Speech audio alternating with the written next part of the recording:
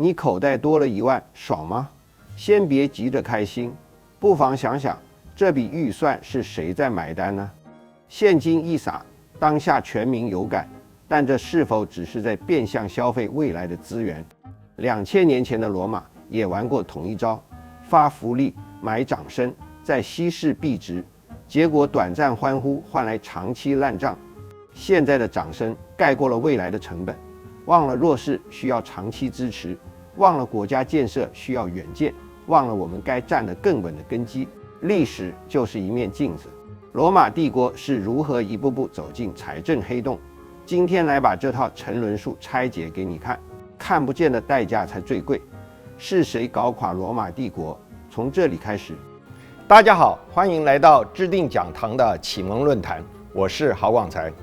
公元211年12月26日，罗马皇帝卡拉卡拉杀死罗马皇帝盖塔。皇帝杀皇帝是打内战吗？不是，2个人是亲兄弟，也同时在位当皇帝。这太奇怪了，天上有2个太阳是怎么回事？卡拉卡拉9岁时就被授予皇帝封号奥古斯都，是谁封的呢？是他的皇帝爸爸。是因为他爸爸要死了吗？不，爸爸勇猛如虎，御驾亲征，大胜回罗马。卡拉卡拉的妈妈就是皇后，她对皇帝说：“你应该趁这次胜利，授予我们儿子卡拉卡拉奥古斯都的封号。”他才9岁就要当皇帝？你前方打仗，后方发生政变怎么办？你打仗万一有闪失，我们母子怎么办？如果卡拉卡拉也成为皇帝，这就断了其他人的野心。你以他的名义执政，名正言顺更方便。是的，挖井要挖到底，封路要封到死。你要封盖塔为凯撒，让弟弟做副皇帝。这样不怕哥哥有闪失，但怕的是小孩长大，兄弟不和怎么办？有我这个妈妈在，能有什么事？哇，还好你是女生，否则轮不到我做皇帝啊。卡拉卡拉登基10年后，小他1岁的盖塔由凯撒升为奥古斯都。这下父子3人同时做皇帝，同时在不列颠打蛮族，打到一半，结果爸爸死了，兄弟和蛮族谈和，退回哈德良长城边界。在运送爸爸的骨灰回罗马途中，兄弟讲好沿博斯普鲁斯海峡将帝国一分为2，西部归卡拉卡拉，东部归盖塔。但是你猜猜谁说这样不行？是他们的妈妈。帝国如果分2国，儿子各自独立，妈妈就没有角色。兄弟共治帝国虽然会争吵，但这样妈妈地位更重要，帝国少不了她。所以妈妈召开一个和解会，母子3人好好恳谈。盖塔不疑，只身前来。他和妈妈在等哥哥时，冒出几个卡拉卡拉的手下，一阵猛刺，盖塔死在妈妈怀里。这些故事电影《神鬼战士》第2集是不是有演？对，只是人物是真的，剧情是假的。真不懂电影为什么要乱编，真实故事连莎士比亚都写不出来呀。也许真实故事太伤脑筋，怕拍出来电影没人看。卡拉卡拉以厨艺诅咒纪念弟弟，毁掉盖塔所有画像、雕像，名字从所有记录中抹去。谁说出或写出盖塔都是死罪。2万人被清洗屠杀，连卡拉卡拉自己的妻子、岳父都没逃过。但掌权的还是他妈妈。为什么？因为卡拉卡拉感觉日常行政太无聊，这么累人的事不配他管。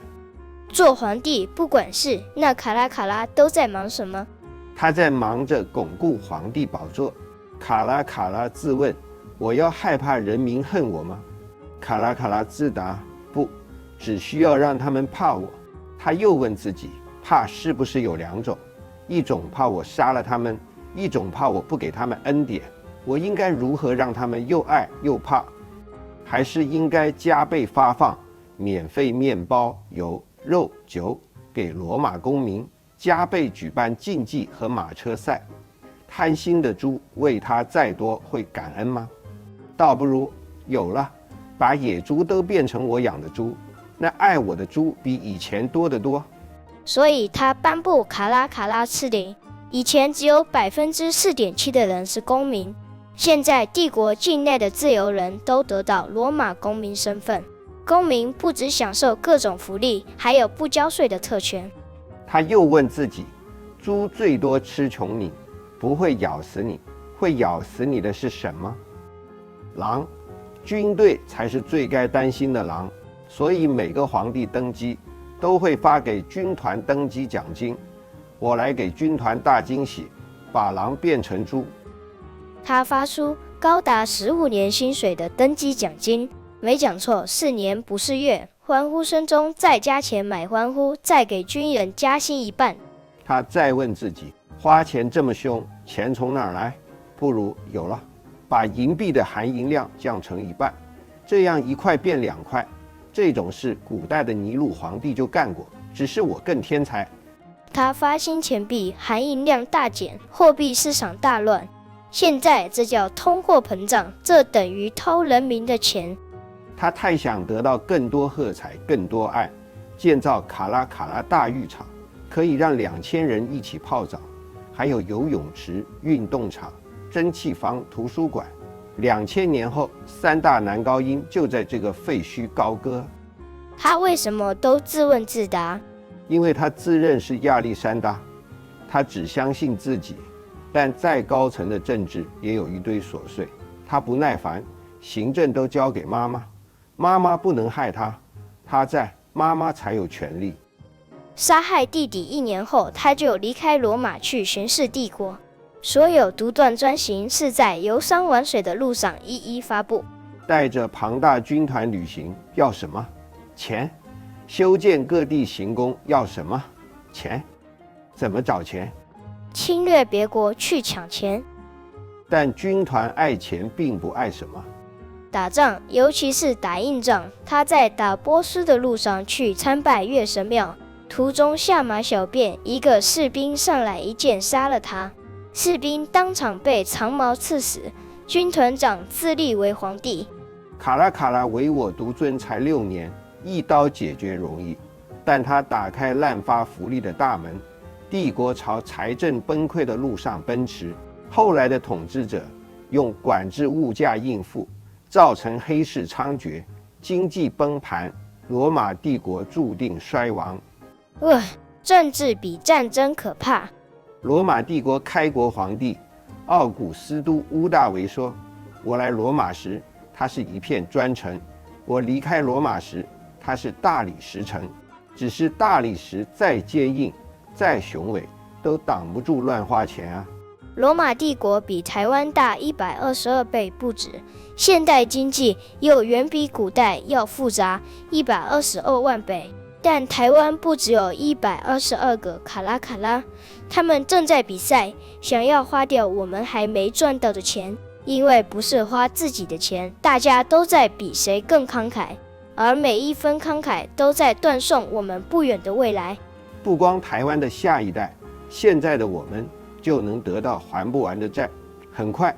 而且更可怕的是，吊死我们的绳子还是我们花钱买的。如果你是执政者，当前经济数据亮眼，税收创新高，请留言你会怎么选择？按1，直接普发现金；按2，锁定弱势补助；按3，减税；按4，长期建设。